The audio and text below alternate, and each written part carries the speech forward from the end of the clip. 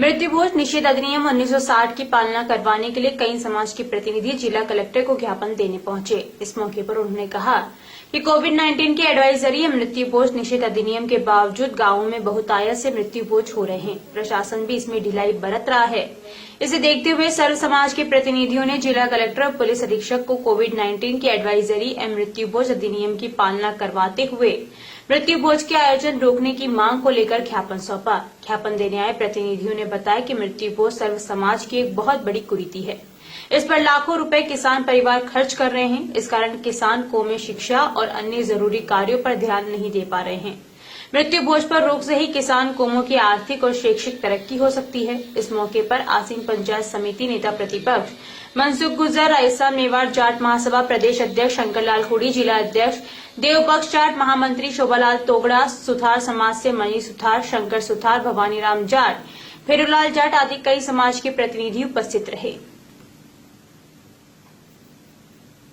1960 से ही मृत्यु भोज निषेध कानून बना हुआ है, लेकिन फिर भी ग्रामीण क्षेत्रों सहित शहरी क्षेत्रों में भी मृत्यु भोज का आयोजन जोरों शोरों से किया जा रहा है। वहीं अभी जैसे कोरोना महामारी का दौर चल रहा है, फिर भी जहां पूरी तरह से जहां कानून की रोक के बावजूद भी लोग चोरी छुपे अभी भी मृत्यु भोज कर रहे हैं। इसको लेकर इस जो सामाजिक कुरीति इसको जड़ से खत्म करने के लिए एक सर्व समाज का एक प्रतिनिधिमंडल अभी जिला कलेक्टर को ज्ञापन देने के लिए आया हुआ है, ताकि जो मृत्यु भोज निषेध अधिनियम बना हुआ है उसकी पूर्ण पालना हो। अभी यहाँ आए हुए हैं गुजर समाज से मनसुख जी गुजर, उनसे जानना चाहते हैं कि कानून बनने के बाद भी अभी तक पालना क्यों नहीं हो पा रही, इसके लिए किसे जिम्मेदार मानते हैं आप? राजस्थान में मृत्यु भोज निवारण अधिनियम 1960 में लागू हो गया था और मृत्यु भोज लगभग हमारे जो हैं 20-25 जिलों में बंद पूर्ण रूप से बंद हो चुका, परंतु हमारा मेवाड़ और मारवाड़ इसमें आज तक भी मृत्यु भोज बंद नहीं हो पा रहे।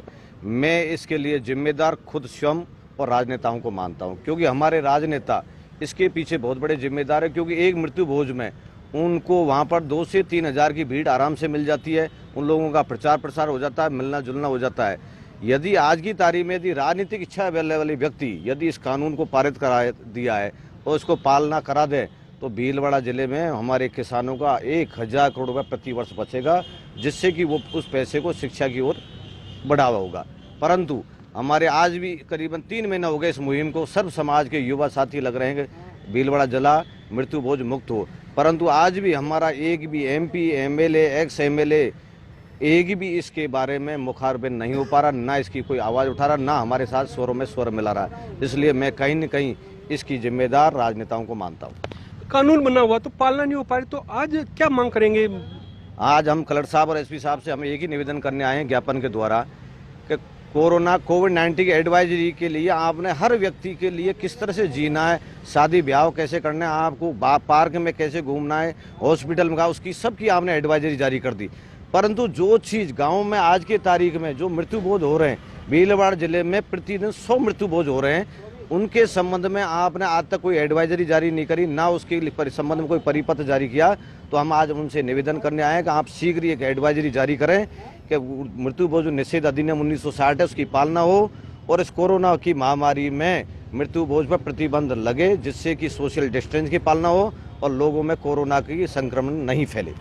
ये थे गुजर समाज से मनसुख जी गुजर। वहीं हम जाट समाज के अध्यक्ष शंकरलाल जी, इनसे जानना चाहते हैं कि जाट समाज में भी बहुतायत से मृत्यु भोज होते हैं। आप भी समय समय पर अलग अलग मंचों पर मृत्यु भोज रोकने की जैसे आवाज उठाते हैं, लेकिन सफलता नहीं मिल पा रही, क्या कारण मानते हैं इसको?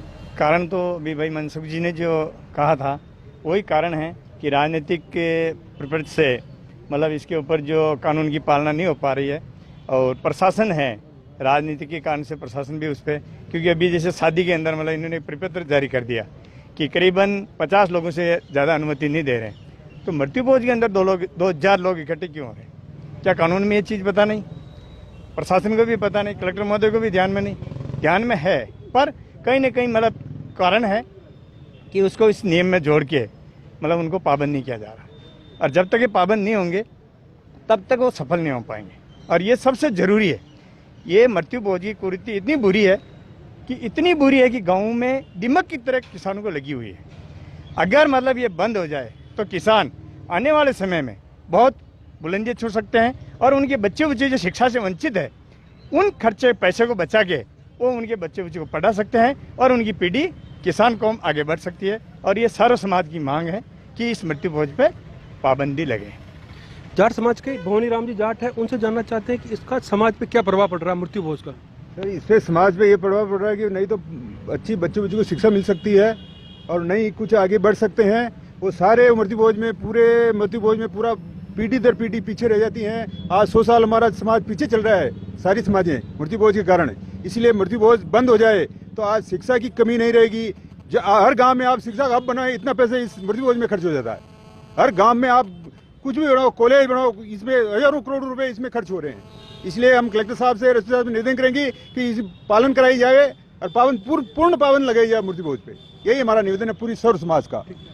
तो हमने देखा कि जाट समाज से जिलाध्यक्ष हैं, इनसे भी जानना चाहेंगे कि इनका क्या इस मामले में विचार है। जी बस हम सर्व समाज आज आदरणीय जिलाधीश महोदय और एसपी साहब से यही निवेदन करेंगे कि अभी जो 2-3 महीने से जो कोरोना के हिसाब से जो कुछ मृत्यु भोज में जो अंतर आया है, इस पे थोड़ा अगर प्रशासन शादी और ये दूसरे हिसाब में जो पाबंदी लगा रखी है उसी हिसाब से अगर इस मृत्यु भोज पे भी लगावें तो बहुत बदलाव आ सकता है।